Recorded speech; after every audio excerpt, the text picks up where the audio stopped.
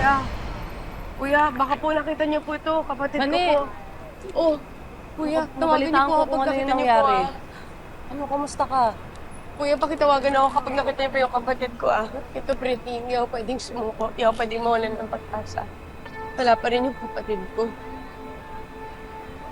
Bane, tama yan. Huwag ka mawawalan ng pag-asa. Nandito lang naman kami. Mahanap natin si Neneng B.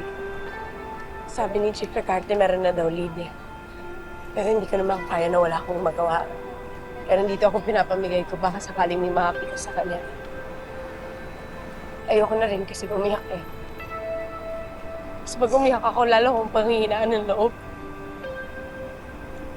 Lumipas na yung Pasko, wala pa rin si Nick. Nakakabahan ako kasi bawat minuto na wala siya.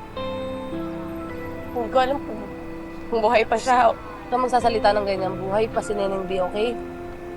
Alam mo, sige, ganito na lang para mapabilis yung sitwasyon natin ngayon. Tutulungan na kita.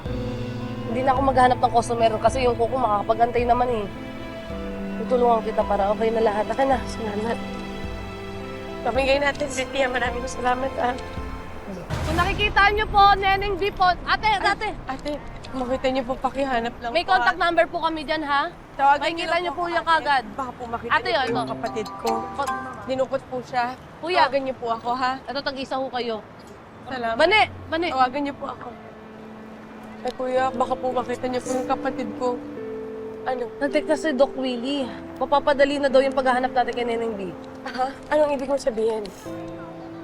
Papadala daw siya ng 20,000 pesos para daw sa reward money kapag kung sino ang nakahanap kay Neneng B. Alam mo naman yung mga tao, pag may mga pera, di ba kikilos yung mga yan eh. Hahanap na natin siya, okay? Salamat. Tara. Magpamigay pa tayo.